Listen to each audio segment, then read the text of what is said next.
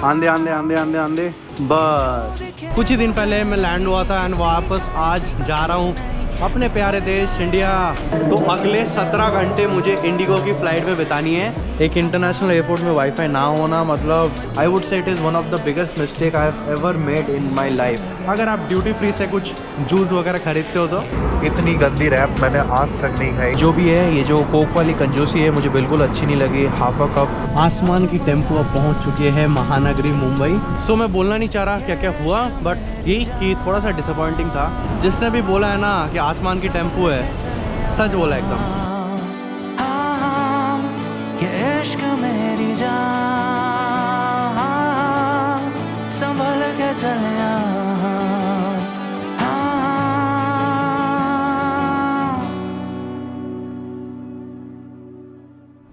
देवी और सज्जो नमस्कार, हेलो हावा कबा। इंडोनेशिया सीरीज़ के आखिरी और 12वें एपिसोड में आपका हार्दिक स्वागत है। एक इंडोनेशिया का टूर, छोटा सा टूर इतनी जल्दी ख़त्म हो गया, भरोसा ही नहीं हो रहा। कुछ ही दिन पहले मैं लैंड हुआ था एंड वापस आज जा रहा हूँ अपने प्यारे देश इंडिया। बोलिए मेरे साथ, मेरा भारत महान। तो बता दूँ आज हम फ्लाई करने वाले हैं from the capital of Indonesia Jakarta to Mumbai. आगे मेरी फ़्लाइट वैसे कोलकाता की है, लेकिन मैंने सोचा है कि आपको मुंबई तक की ही जर्नी दिखाई जाए। फ़िलहाल मैं हूँ टर्मिनल 3 में। यहाँ पे मैं आया हूँ सूराबाया से एंड अभी बज रहे हैं दोपहर के 1। फ़्लाइट है हमारी शाम के 5 बजे। सो फ्लाइट में अभी काफ़ी सारा टाइम है, बट मुझे जाना है अभी terminal number 2। This is terminal 3, the most latest and modern terminal in Jakarta. Anyways, Indigo में 7-7 घंटे का सफ़र। यहाँ पे एक टाइम का घपला रहता है। आपको दिखेगा टेक ऑफ शाम को 5 बजे, लैंडिंग रात के 9 बजे है, तो आपको लगेगा क्या यार 4 घंटे की तो फ्लाइट है, बट ऐसा नहीं है। The flying time is 6 hours and 10-15 minutes subjected to traffic at Mumbai. रात का टाइम मुंबई में बहुत ट्रैफिक होगा क्योंकि जगह जगह से इंटरनेशनल फ़्लाइट्स वहाँ पे आती हैं। तो जो भी होगा लेट्स सी, आपको टर्मिनल 2 में दिखाऊंगा। और सबसे इम्पॉर्टेंट बात, आपको मैं एक सैम्पल आइटनरी बना के दूंगा इस वाले वीडियो के एंड में कि कैसे आप विद इन 50,000 रुपीज़ आप मुंबई से अगर मनाली भी चल जाते हो ना, आपका 30,000 या 25,000 तक लग ही जाएगा। सो अनबिलीवेबल 50,000 रुपीज़ के अंदर कैसे आप बाली घूम सकते हो, इंडोनेशिया घूम सकते हो, वो भी एक 5-6 दिन का ट्रिप मैं आपको बताने वाला हूँ इस वाले व्लॉग के एंड में। पूरा प्रॉपर आइटनरी कर दूंगा। आपकी इच्छा हो तो वो प्लान फॉलो कर सकते हैं, चाहे तो मॉडिफाई भी कर सकते हैं। एंड मुझसे कुछ जानना होगा तो मुझे ईमेल भी कर सकते हैं। ईमेल आईडी आपके स्क्रीन पे आ रही होगी। यहाँ से हमको जाना है टर्मिनल 2। यहाँ से जाने के लिए फ्री में स्काई ट्रेन मिलती है, तो वही लेंगे। एंड बता दूँ, ये वाले फ़्लाइट बुक करते टाइम मैंने बहुत बड़ी गलती की है। एक गलती जो मुझे 2 रातों तक सोने नहीं देती थी, वो मैं आपको बताता हूँ। This is the sky train station. अगली ट्रेन 8 मिनट बाद है and that is in platform B।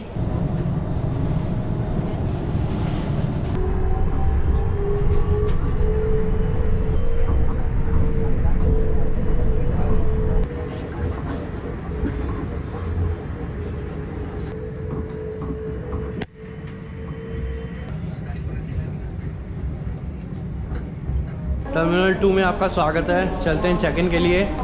मेरे पास करेंसी लगभग 10,000 बची हुई है। 10,000 मीन्स 60 रुपीज़। एक पानी बोतल लेके वो भी ख़त्म कर देता हूँ। सो यहाँ पे इंडोमार्ट में मैंने एक बोतल ली। बोतल भी लेने लायक हालत नहीं थी, मतलब जो करेंसी मेरे पास थी इट वाज लाइक 9,400-500।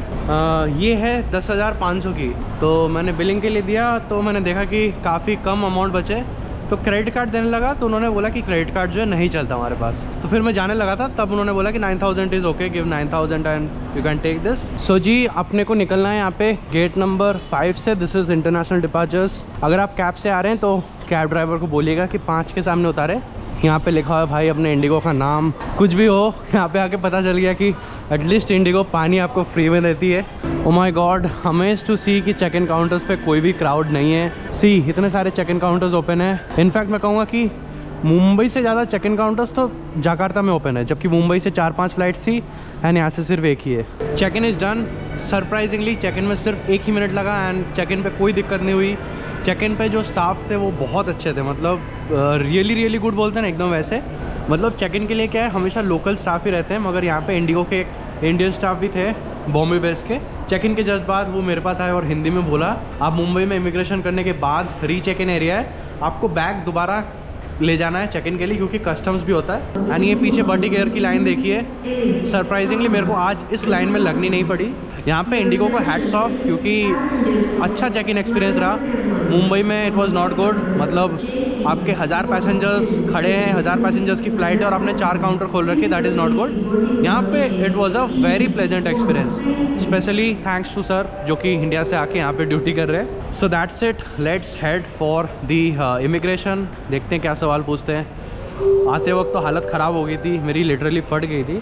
अच्छा, यहाँ पे आपका इमिग्रेशन के बाद ही ड्यूटी फ्री एरिया है, जहाँ पे बहुत तरह के दुकानें हैं, प्लस मनी एक्सचेंज भी है। एंड यहाँ पे 2-3 ड्यूटी फ्री शॉप्स है जहाँ से आप चॉकलेट्स, कॉफ़ी, फिर ये जो विस्कीज़ वगैरह ये भी ले सकते हैं। अब इतने दिन घर से बाहर था, पापा को कुछ लेके नहीं दूंगा तो मुश्किल हो जाएगा अगले ट्रिप पे निकलना। एंड ड्यूटी फ्री क्या है? ड्यूटी फ्री बेसिकली है कि आप एक कंट्री डिपार्ट कर चुके हो, डिपार्चर स्टैम्प लग चुका है, एंड एक कंट्री पे अभी तक आए नहीं, सो दोनों कंट्री के टैक्स आपको नहीं देने पड़ेंगे अगर आप ड्यूटी फ्री से कुछ जूस वगैरह खरीदते हो तो।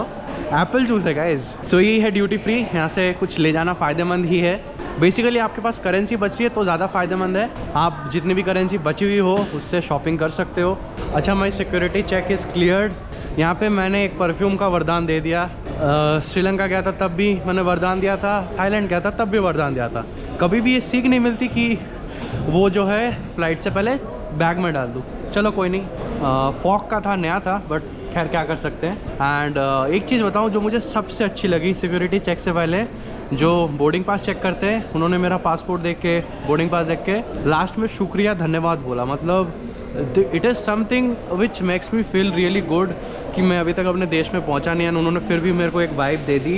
And basically this is only respecting each other cultures. जैसे मैंने भी यहाँ पे इंडोनेशिया में सबको हेलो अपा कबा बोला, फिर तेरिमा कासी बोला जो कि थैंक यू होता है, तो अच्छा लगता है। 1-2 वर्ड आप उनके लैंग्वेज का सीख लेंगे तो कभी भी बुराई नहीं है। सबसे बड़ा चैलेंज मेरी ज़िंदगी में हमेशा वाईफाई का होता है। It is number 1 challenge of my life. एक इंटरनेशनल एयरपोर्ट में वाईफाई ना होना मतलब दिमाग ख़राब हो रहा है। एक्चुअली क्या है, जो मेन इंटरनेशनल डिपार्चर्स होते हैं ना वो टर्मिनल 3 से होते हैं। टर्मिनल 2 से बस ये छोटे मोटे एयरलाइंस को दे रखा है, 1-2 फ्लाइट्स जिनकी है, तो अपना इंडिगो तो है ही भाई वैसा, तो उसने यहाँ पे ले रखा है स्लॉट। यहाँ पे मैंने लिया है 1 pizza slice, this is from Pezzo and this costed me 42,500, मतलब बेसिकली 250 रुपये के आसपास। दिखा देता हूँ कैसा है। अच्छा, ये खुलता भी नहीं डब्बा, बट ये चीज़ मुझे नहीं लगी अच्छी एयरपोर्ट की यार, वाईफाई नहीं है। मतलब इससे गंदा पिज़्ज़ा ज़िंदगी में मैंने कभी नहीं खाया, एकदम फ्रेश भी नहीं लग रहा था, मतलब पता नहीं कब का बना हुआ रहेगा। आई वुड से मेरी करी हुई गलतियों में से ये टॉप पे है। हुआ क्या कि आने वाली फ़्लाइट तो मैंने बुक कर ली, उसका जो फेयर आ रहा था इंडिगो की वेबसाइट पे इट वॉज 13,000, 1,500 ज़्यादा दे के फ्लेक्सी फेयर ले लिया था मैंने 15,000 दे के।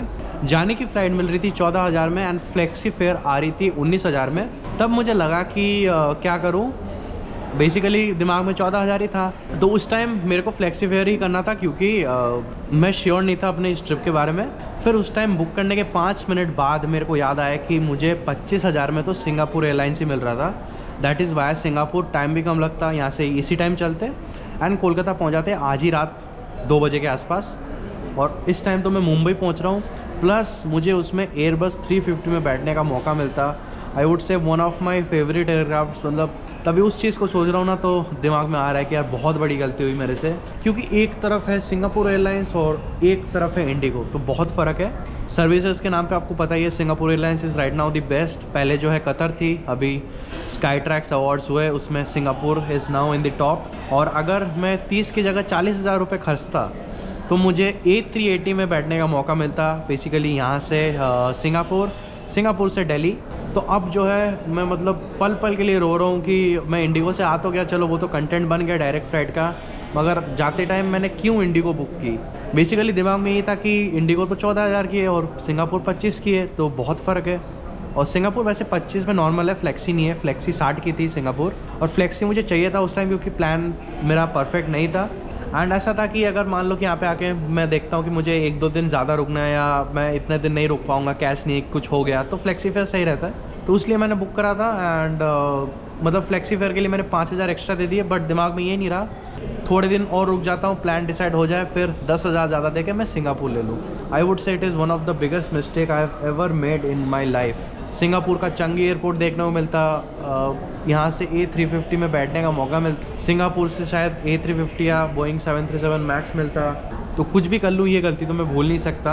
और इसके बारे में जो अपन एकदम लास्ट में आएंगे, क्योंकि आप लोगों को भी मैं एक रूट रेकमेंड करूँगा आने के लिए और जाने के लिए। बेसिकली आपको एक प्लान बना के दूंगा। यहाँ पे बैठा हूँ ताकि कुछ टेक ऑफ्स और कुछ लैंडिंग्स देख पाऊँ। तो यहाँ पे देख सकते हैं, this is air Asia Indonesia, this is air Asia Malaysia.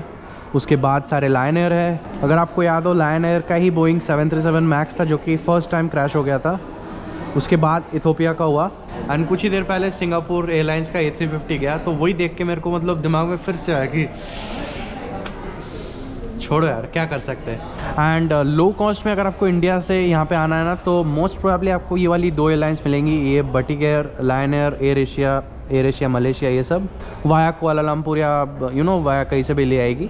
इनकी जो प्राइस होती है ना, कहीं से भी आप बुक करोगे, लिखा हुआ रहे या ना रहे खुद चेक करना, आपको इंडिया से यहाँ तक ये 10-12 हज़ार में भी ले आएंगे। बट उसमें चेक इन बैगेज इंक्लूडेड नहीं रहेगा। आप ढेर सारा सामान लेके आओगे, सूटकेस लेके आओगे, फिर आपको पता चलेगा कि चेक इन लगेज तो अपना है ही नहीं।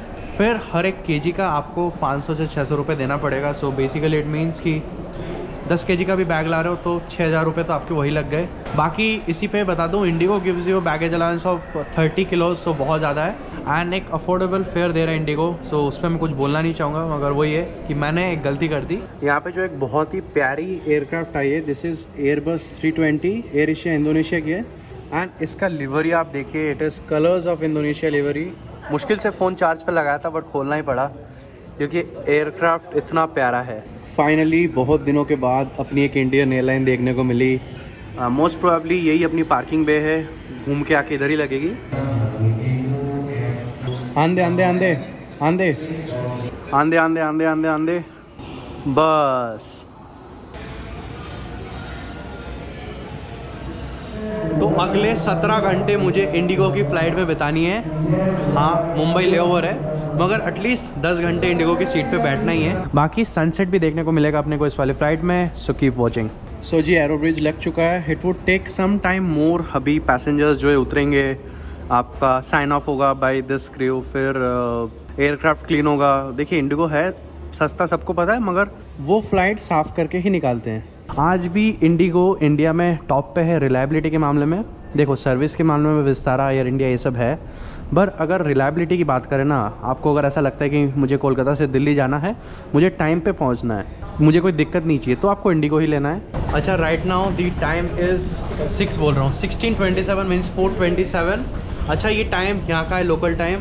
अभी मतलब इंडिया के 3 बज रहे हैं एंड हम पहुँचेंगे इंडिया के रात को 10 बजे। और यहाँ पे जो एक बड़ा ग्रुप बुकिंग है जो मैंने आपको बोला हज के लिए, तो फ़्लाइट जो इसलिए फुल है।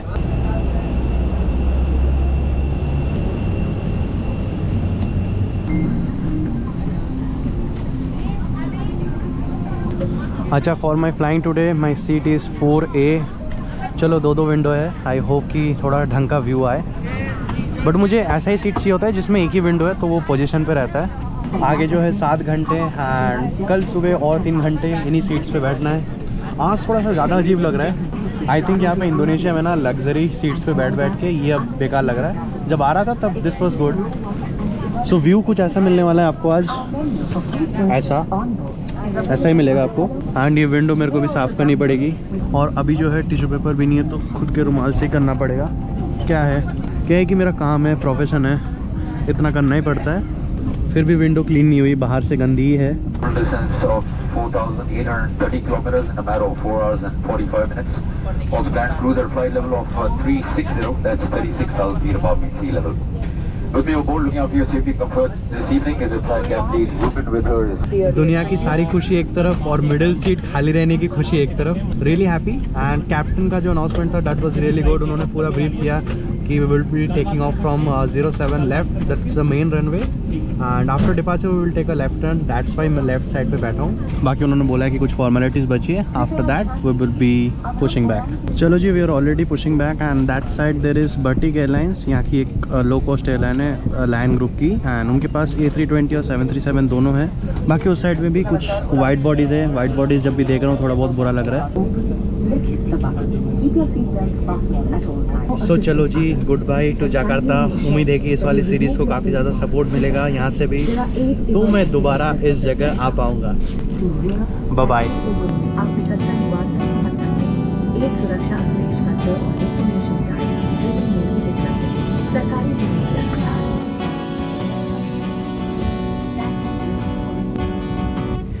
कि इश्क की कतार में न भाग यूं बेकार में, जरा संभल के चलो मेरी जान।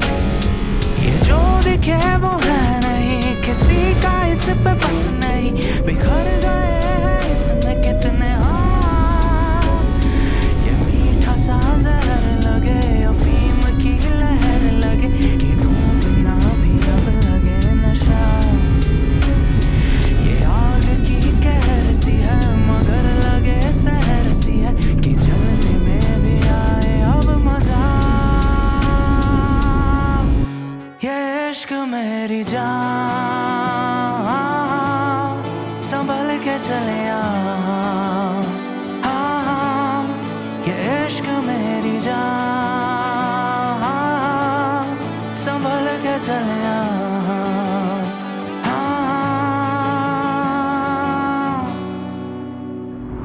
अच्छा गाइस, यहाँ से हम निकले हैं जावा आइलैंड से। ये जो पूरा बड़ा सा है ना, ये है जावा आइलैंड। छोटा सा साइड में है बाली आइलैंड। एंड अभी हम एंटर हुए सुमात्रा में।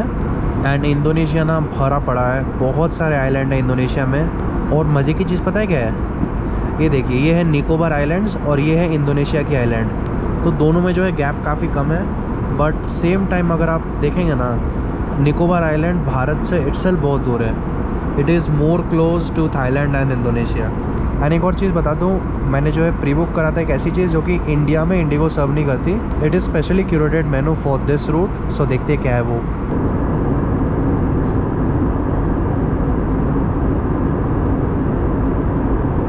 अच्छा guys, I have this barbecue chicken wrap. Basically क्या है कि इंडिगो की कैटरिंग होती है जगह जगह पे।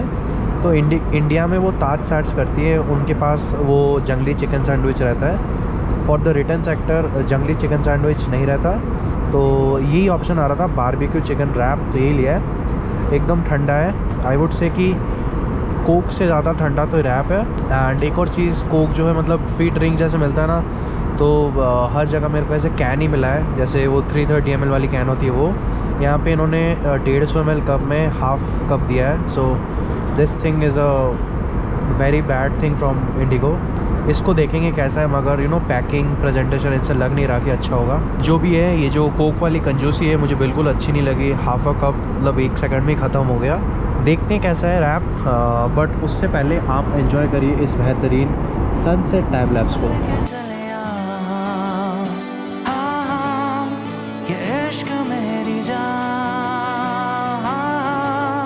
संभल के चले आ।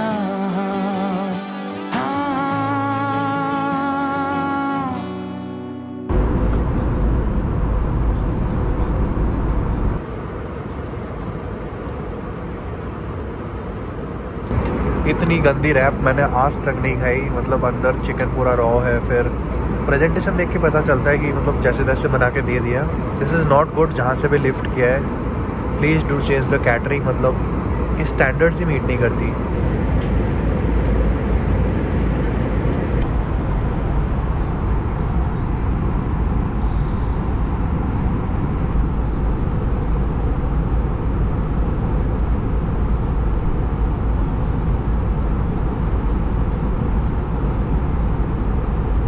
Guys right now the time is 8 and I guess ये जो टाइम है ये इंडोनेशिया का ही है। We have just cross Andaman and Nicobar islands. But सच्चाई ये कि अंडमान निकोबार इंडिया से काफ़ी दूर है।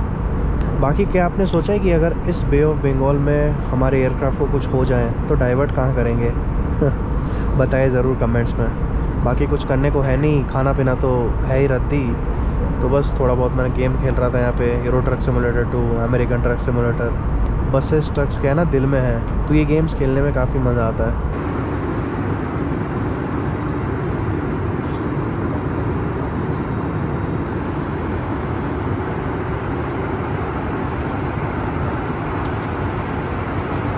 और अभी जो है I have taken this chocolate cookies, काफ़ी अच्छे हैं एंड स्पेशली मुझे इसका टिन अच्छा लगता है, इसका जो केस है, एंड 1 मसाला चाय। This is from Girnar and मेरे घर पे मेरे पापा भी ये चाय पीते हैं, so this taste good and both are for 100 rupees. So दोनों बेसिकली कॉम्बो में आ रहे हैं आजकल, दोनों 200 रुपये के। कोई भी स्नैक ले लो, साथ में एक ड्रिंक फ्री है, बीट जूस, कोल्ड ड्रिंक्स और टी और coffee. Guys the time is 9:35। हम जस्ट अभी पोस्ट में एंटर हो गए, I mean we have just entered Chennai.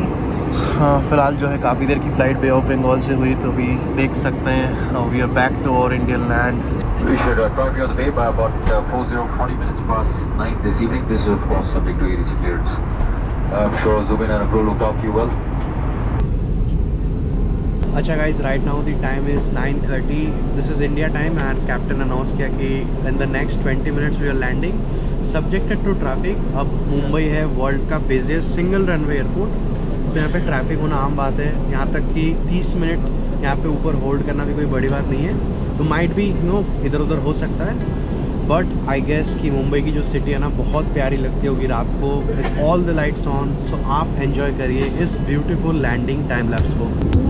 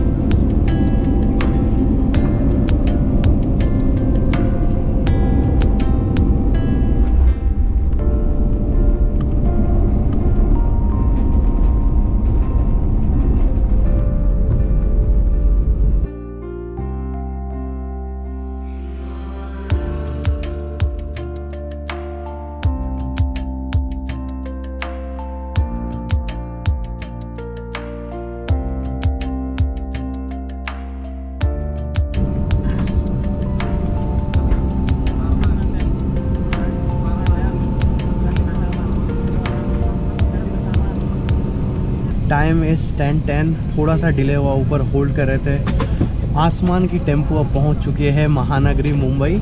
सो मुंबई का लैंडिंग काफ़ी अच्छा लगा, हालांकि दिन में देखते तो डेफिनेटली और अच्छा होता, बट कोई ऑप्शन नहीं था अभी। एनीवेज अभी फ़िलहाल चलते हैं टर्मिनल में, देखते हैं इमिग्रेशन कस्टम्स में कितना टाइम लगता है, क्योंकि ज़्यादा टाइम लगने वाला है। एंड ड्यूटी फ्री पे देखता हूँ वो फ़ोन का जो मैक्सेव या जो बैक चार्जर होता है ना वो मिलेगा कि नहीं। अगर मिलता है तो मैं ले लूँगा। खैर समय का पता नहीं लगा, आधा 1 घंटा मैंने रेस्ट किया, बाकी अपना जो वीडियो था वो थोड़ा सा एडिट वगैरह किया। मैं भी अभी जहाँ पे भी होटल या हॉस्टल में जाऊँगा वहाँ जाके अपलोड कर दूँगा। Would take a good rest and फिर सुबह 7:40 पे मेरी फ़्लाइट है इंडिगो की। मुझे ऐसा लगता है कि हमने हमारी ट्रिप इसी स्टैंड से चालू करी थी, सामने खड़ी थी बोइंग 747, पता नहीं एग्जैक्टली, बट बहुत सारी फ़्लाइट्स है अभी।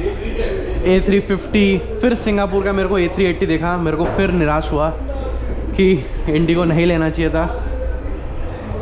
खैर फ़्लाइट के बारे में कुछ बातें बतानी है। आज की flight was not that good जितना जाते वक्त था। अच्छा, तो जो मैंने बोला था ना कि हज यात्रा है, तो बेसिकली जेड्डा जा रहे हैं बहुत लोग, ग्रुप बुकिंग है पूरा, तो यहाँ पे इंडिगो की स्टाफ असिस्ट कर रही है। इन मामले में इंडिगो आगे है सबसे, मतलब असिस्टेंस आपको पूरा मिलेगा। जिस चीज़ से मुझे आज शिकायत हुई वो है खाना, मतलब इससे घटिया रैप ज़िंदगी में मैंने ना देखा है ना पहले ट्राई किया है। मतलब समझ में नहीं आ रहा इतना गंदा कैसे बनाया। भले ही उन्होंने जकार्ता से अपलिफ्ट किया होगा, किसी भी हाल में दैट वाज नॉट जस्टिफाइड। वहाँ पे पुशबैक कर रही है A350 एतिहाद की। बहुत मन है A350 में बैठने का, फिर वही याद दिला रहा है कि इंडिगो क्यों बुक करी। जो भी है, बेसिकली जेड्डा पैसेंजर्स को क्यों अलग करें, क्योंकि जेड्डा पैसेंजर्स वाले अपने देश से निकल के सऊदीया जा रहे हैं, तो यहाँ पे इनका कोई काम नहीं है, सिर्फ दिस इज़ अ ट्रांजिट। तो उनका जो भी है वीज़ा या स्टैम्प वगैरह नहीं लगेगा। बट फिर भी देखिए तरह तरह के एयरपोर्ट्स पे जो है आपको खुद स्टाफ ढूंढने पड़ते हैं, खुद ट्रांजिट करना पड़ता है। यहाँ पे इंडिगो के स्टाफ हैं। सो रिलायबिलिटी के मामले में जैसे मैंने बताया कि इंडिगो को कोई बीट नहीं कर सकता। बाकी सिंगापुर एयरलाइंस की A380 दिख रही है। उम्मीद है कि अगर कभी भी सिंगापुर मलेशिया का ट्रिप करूँ तो इसी एयरलाइन में मैं जाऊँ। मुंबई एंड दिल्ली दोनों जगह से अभी A380 चल रही है सिंगापुर के लिए, एंड बैंगलोर एंड मुंबई से चल रही है दुबई की एमिरेट्स। बाकी इंडिया में कोई A380 का सीन नहीं है। अगर आप देख पा रहे हो वहाँ पे चल रही है A380 की बोर्डिंग। 2 एयरब्रिज लगे हैं, एक नीचे वाले फ्लोर पे, एक ऊपर वाले फ्लोर पे। मुंबई का एयरपोर्ट देख लीजिए, इट इज़ प्रेटी गुड। और यहाँ पे इमिग्रेशन में दिया हुआ है कि किसको कौन से काउंटर में जाना है। Finally immigration is done, stamp पड़ चुका है एंड यहाँ से इमिग्रेशन से निकलती ही आपका ड्यूटी फ्री है। ड्यूटी फ्री एरिया देख लो, इसमें तो सब कुछ मिल रहा है, यू नो, परफ्यूम्स वगैरह, जैसा जस्ट लाइक जकार्ता में था। यहाँ पे हालांकि कलेक्शन ज़्यादा है थोड़ा। चलिए, इमिग्रेशन इज़ डन। समय लगा 2 मिनट। 2-4 सवाल पूछे कि टूरिस्ट वीज़ा था कि नहीं, पुराना पासपोर्ट है कि नहीं, उसमें कोई वीज़ा है कि नहीं। अभी जो है आ चुका हूँ बैगेज बेल्ट में एंड देखिए यहाँ पे ऑलरेडी लगेज जो है आ चुके हैं लोगों के। सो मुंबई में सिस्टम फास्ट है, काफ़ी जल्दी आ गया। जकार्ता में उस दिन मुझे 1 घंटा रोका था सेकेंडरी इमिग्रेशन के लिए, फिर भी मेरा बैग नहीं आया था। एंड मुंबई एयरपोर्ट है भाई साहब 1 नंबर। अलग अलग एयरपोर्ट्स में अलग अलग सिस्टम है। कई जो है आपको स्टाफ दिखेंगे यहाँ पे ऐसे कुशन लेके खड़े रहते हैं ताकि बैग अगर ज़ोर से आए तो उसका इम्पैक्ट ना आए, बैग डैमेज ना हो। वो जगह टू जगह डिपेंड करता है। बैंकॉक में मैंने ऐसा देखा था। इस फ्लाइट में एक चीज़ मैं बताना चाहूँगा, कैबिन क्रू मेंबर्स ने थोड़ा निराश किया। अब मैं चीज़ बताना नहीं चाह रहा क्या क्या हुआ फ़्लाइट में, क्योंकि cabin crew members are there to ensure your safety, there for safety, security and service of the cabin. But service जो एकदम लास्ट में आता है, सबसे पहले सेफ्टी एंड सिक्योरिटी आता है। सो मैं बोलना नहीं चाह रहा क्या क्या हुआ, बट यही कि थोड़ा सा डिसअपॉइंटिंग था। बट खाने को लेके मैं बोल ही सकता हूँ क्योंकि वो कैबिन क्रू के हाथ में नहीं है। खाना जो एकदम मतलब वाहियात से वाहियात था। एंड आप जब एक फ्री ड्रिंक प्रॉमिस कर रहे हो, ये क्या तरीका है कि जो आप पहले 300 ml का कैन देते थे उसकी जगह आप 150 ml के कप में आधी कप भर के दे रहे हो। That is not good. बाकी कैबिन क्रू मेंबर्स की मैं बहुत इज्जत करता हूँ, उनको कभी भी फिल्म भी नहीं करता, तो इसलिए मैं बोलना भी नहीं चाहूँगा कि क्या हुआ। बट जितना मेरा प्रेडिक्शन है, उनको ज़्यादा एक्सपीरियंस नहीं है। Maybe they are new joinees to IndiGo. बस अभी कुछ नहीं, यहाँ पे बस बैग उठाना है। एंड कस्टम्स के कुछ चैनल्स हैं, ग्रीन चैनल, रेड चैनल। अपने को जो है ग्रीन से जाना है। जिनके पास कुछ होता है ना सोना वोना, उनको जो है रेड वेड से जाना होता है, डिक्लेयर करना होता है कि हाँ मैं यहाँ से ये लाया। बाकी अगर ग्रीन चैनल से पकड़े गए कुछ ले जाते हुए, ख़त्म। एंड कस्टम्स में दिमाग बहुत है। कस्टम्स एक ऐसी चीज़ है जिससे लोग बच नहीं सकते। यू नो, कितनी मैंने वीडियोस देखी है कस्टम से लोगों को पकड़े, जूते में लोग लेके जा रहे हैं, कोई चश्मे के अंदर कुछ लेके जा रहा है, कोई जो है घड़ी में कुछ भर के जा रहा है। कैबिन क्रू मेंबर्स अपने स्लीव्स के अंदर गोल्ड लेके आ रहे हैं केरला में। तो बहुत कहानियाँ हैं। कस्टम से बच पाना मुश्किल है, उनको टिप मिल ही जाती है। कस्टम्स ध्यान रख रहे हैं कि देश में कुछ इलीगल चीज़ ना आए, या एटलीस्ट अगर आए तो आपने उसका सही टैक्स पे किया हो। इतनी तारीफ़ कर दी एयरपोर्ट की, अभी बैग नहीं आया। अच्छा, सब कुछ हो चुका है, कस्टम्स में भी कुछ पूछा नहीं, मगर अभी 7 घंटे एयरपोर्ट पे सोना फिर फ्लाइट करना, you know, not possible for me. मैंने वही अपना हॉस्टल बुक करा लिया जहाँ से मैं जकार्ता के लिए निकला था। अब की बार जो है डॉर्मेटरी बुक कराया है, जाते वक्त तो मैंने प्राइवेट रूम बुक कराया था। तो जहाँ से ट्रिप चालू किया था वहीं पे मैं ख़त्म कर रहा हूँ। इंडिगो का रिव्यू मैंने दे दिया। देखिए, वैसे तो रिलायबिलिटी में नंबर 1 है, मगर आज थोड़ा सा मैं डिसअपॉइंटेड फील करता हूँ। खैर कोई नहीं, कल सुबह की फ़्लाइट है फिर से, वो व्लॉग मैं नहीं बना रहा। तो दैट्स इट। यहाँ से लेता हूँ ऑटो, जाता हूँ साकिनाका। ज़्यादा रेस्ट तो नहीं मिलेगा। मिलते हैं फिर अगले वाली सीरीज़ में। तब तक अपने और अपने परिवार का ध्यान रखें। याद रखें, तूफान आंधी है, बरसात, हर मंगल शुक्र है आपके साथ। गाइस, एक चीज़ ऐड करना चाह रहा था। फ़िलहाल बज रहे हैं सुबह के 11 एंड अगले दिन मैं पहुंच चुका हूँ कोलकाता। मतलब कल मैंने मुंबई लैंड होकर व्लॉग एंड कर दिया था, मगर एक चीज़ बतानी थी। मैंने इंडिगो का फ्लेक्सी प्लस फेयर लिया था। उसमें बेसिकली ऐसा होता है कि फ्री कैंसिलेशन, मतलब 1000 रुपये चार्ज है कैंसिलेशन का, फ्री रिशेड्यूलिंग और free seats, free meals, free drinks मिलता है। पिछले वाले दिन तो मिल गया था आधी कप कोल्ड ड्रिंक और वो घटिया वाला रैप। आज जो है कुछ भी नहीं मिला। क्लियर कर देता हूँ, इंडिगो में अगर आप बुकिंग करते हैं कनेक्शंस, तो दोनों चीज़ें जो है फ्लेक्सी प्लस ही होती है। ऐसा नहीं होता कि आप एक फ्लेक्सी प्लस करें और नॉर्मल दूसरा वाला बुकिंग करें, वैसा नहीं होता। दोनों फ्लेक्सी प्लस होती है।